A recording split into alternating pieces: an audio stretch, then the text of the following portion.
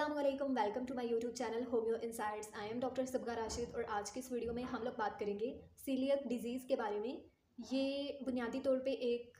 मुदाफ़ती या फिर हाजमे की दायमी बीमारी होती है जिसमें ग्लूटिन नामी प्रोटीन जो ही आपकी बॉडी में जाती है तो आपकी जो छोटी आंत होती है उसको नुकसान पहुंचता है। ग्लूटिन नामी ये प्रोटीन जो होती है ये गंदम के अंदर पाई जाती है, जौ के अंदर पाई जाती है और राई के अंदर पाई जाती है। जब आप इन चीज़ों को खाते हो आपके मैदे में ये जाती हैं, स्टोमिक में जाती हैं, वहाँ से जब ये आपकी छोटी आंत में पहुँचती हैं ताकि खून में जज़्ब हो सके, उस पॉइंट के ऊपर जो होता है ना आपका इम्यून सिस्टम यानी मुदाफ़ियती निज़ाम एक्टिव हो जाता है। वो क्यों एक्टिव होता है? उसको लगता है कि ये जो ग्लूटिन है ये कोई बैक्टीरिया वायरस है, यानी उसको गलती हो जाती है, उसको लगता है कि ये ग्लूटिन नहीं है बल्कि ये कोई बैक्टीरिया वायरस है और वो उसको किल करने लग जाता है, उसको मारने लग जाता है, एंटीबॉडीज़ बनाने लग जाता है। अब इस फाइटिंग का नुकसान जो होता है ना वो फिर आपकी छोटी आंत में होता है, क्योंकि ये जो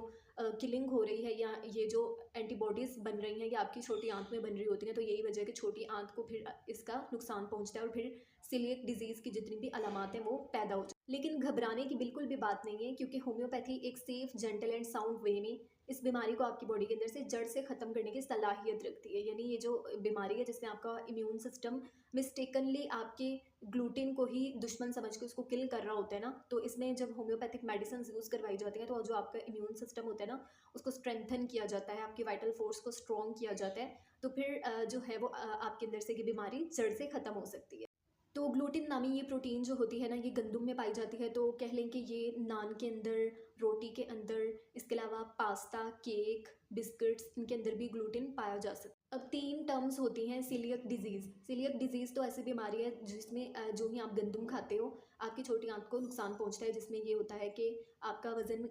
बदतरीज जो होता है वो कम होने लग जाता है, छोटे बच्चों में कद उनका रुक जाता है, खून की कमी। एक होती है वीट एलर्जी, जिसमें आप जो ही गंदम खाते हो, रोटी खाते हो, फौरी तौर पे एलर्जिक रिएक्शन आपकी बॉडी में हो जाता है, जिसमें आपको स्किन पे खारिश हो सकती है, सूजन हो सकती है, इसके अलावा सांस लेने में भी प्रॉब्लम हो सकती है। एक होती है नॉन सीलियक ग्लूटिन सेंसिटिविटी। इसमें ये होता है कि जब आप अपने टेस्ट करवाते हो सारे क्लियर आते हैं, लेकिन उसके बावजूद जब भी आप गंदम खाते हो या रोटी खाते हो उसके बाद आपको थकन होती है, गैस बनती है, पेट में दर्द। सीलियक डिजीज़ की अगर अलामात की बात की जाए तो उसमें ये होता है कि आपको पेट में दर्द होता है, इसके अलावा पेट में अफारा, गैस बनने का रुझान बहुत होता है, ब्लोटिंग हो जाती है और इसके अलावा बार बार होने वाला डायरिया या कब्ज़ भी इसकी अलामत होती है। इसके अलावा जल्द पे खारिश होती है और ग्रोथ रुक जाती है बच्चों में, खून की कमी देखने में मिलती है और वज़न भी जो है वो गिरता रहता है, वेट लॉस की शिकायत पैदा हो जाती है। इसके अलावा बाल झड़ना, हेयर फॉल, जोड़ों में दर्द होना, फीमेल्स में इनफर्टिलिटी यानी बांझपन पैदा हो जाना और शदीद किस्म की कमज़ोरी, तो ये सारी की सारी जो है वो सीलियक डिजीज़ की सिम्टम्स हैं। सीलियक डिजीज़ के कॉजेज़ यानी असबाब की बात की जाए तो मुख्तलिफ फैक्टर्स या अवामिल होते हैं जो मिलकर आपके मुदाफ़ियती निज़ाम को, इम्यून सिस्टम को मुतासिर करते हैं। तो सबसे पहले तो जेनेटिक्स, यानी अगर घर में किसी को, फैमिली में ही किसी को बीमारी है तो उसके होने के चांसेस आपके अंदर भी बढ़ जाते हैं। सेकंड नंबर पे बैक्टीरियल एंड वायरल इन्फेक्शन, उसके बाद आपका यानी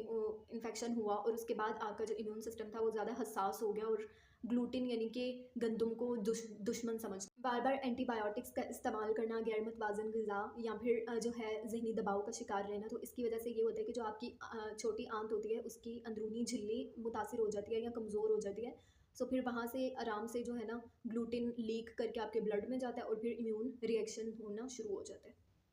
ख़वातीन के अंदर हार्मोनल फैक्टर्स इसकी वजह होते हैं, जिसमें प्रेगनेंसी, डिलीवरी या फिर जो है मेनोपॉज़ के दौरान भी ये बीमारी हो सकती है, क्योंकि हार्मोन्स जो होते हैं ना वो इम्यून सिस्टम को मुतासिर कर रहे होते हैं। इसके अलावा प्रोसेस्ड फूड्स का बहुत ज़्यादा इस्तेमाल करना, केमिकल्स एंड प्रिजर्वेटिव्स होते हैं ना उनके अंदर, इसके अलावा विटामिन डी की कमी और स्ट्रेस का शिकार रहना, तो ये सारे के सारे जो हैं वो सीलियक डिजीज़ के असबाब हैं। बात कर रही थी इसकी होम्योपैथिक मैनेजमेंट के ऊपर, तो होम्योपैथी में हमेशा मेडिसिन दी जाती हैं पेशेंट की कॉन्स्टिट्यूशन यानी साख्त को देखकर, उसके बिहेवियर, रवैये को देखकर, उसके टेम्परामेंट, मिजाज को देखकर, सबसे ज़्यादा इंपॉर्टेंटली उसकी जो है वो इंडिविजुअलाइजेशन यानी इनफरादियत को देखा जाता है। तो यहाँ पर तो मैं आपको जस्ट फॉर अवेयरनेस मेडिसिन बताऊँगी कि होम्योपैथी किस तरह से आपको सीलियक डिजीज़ से विदाउट एनी साइड इफेक्ट इसका खात्मा कर सकती है। एक मेडिसिन होती है लाइकोपोडियम क्लेवेटम, जिसमें पेशेंट को 1 या 2 निवाले खाने से ही गैस हो जाती है, पेट में अफारा की कंडीशन हो जाती है और ख़ासतौर पर शाम के वक्त उसकी जो तकलीफ़ होती है ना वो बढ़ जाती है। एक मेडिसिन आर्सेनिकम एल्बम भी होती है, जिसमें पेशेंट को डायरिया होता है, जिसके साथ बेचैनी होती है और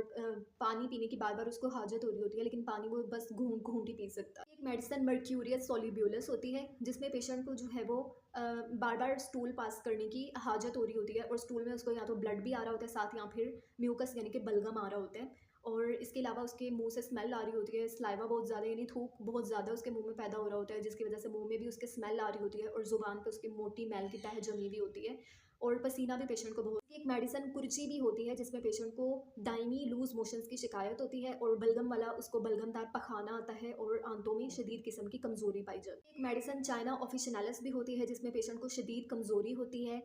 खून की कमी होती है। इसके अलावा फोलेट लेवल जो होता है पेशेंट का बहुत ज़्यादा लो होता है। एक मेडिसिन नक्स वोमिका भी होती है जिसमें पेशेंट को बदहज़मी के साथ गैस, पेट में दर्द और चिड़चिड़ापन भी बहुत ज़्यादा पाया जाता है। इसकी एक मेडिसिन पोडोफाइलम पेल्टेटम होती है जिसमें पेशेंट को सुबह के टाइम खास तौर पर पेट के अंदर गुड़गुड़ाहट सी फील होती है और वो वॉशरूम में भाग जाता है, उसको डायरिया मतलब मॉर्निंग डायरिया होता है, जिसके बाद उसको शदीद कमज़ोरी का भी एहसास होता है। तो ये थी सीलियक डिजीज़ और उसकी होम्योपैथिक मैनेजमेंट। आई होप आपको ये वीडियो अच्छी लगी होगी। अगर आपको ये वीडियो अच्छी लगी है तो मेरे चैनल को सब्सक्राइब करें, वीडियो को लाइक करें, कमेंट करें, शेयर करें आगे ज़्यादा से ज़्यादा, ताकि लोगों को अवेयरनेस हो कि कैसे homeopathy without any side effects आपकी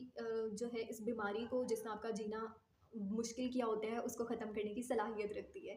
और वीडियो को लास्ट तक देखने का आपका बहुत शुक्रिया।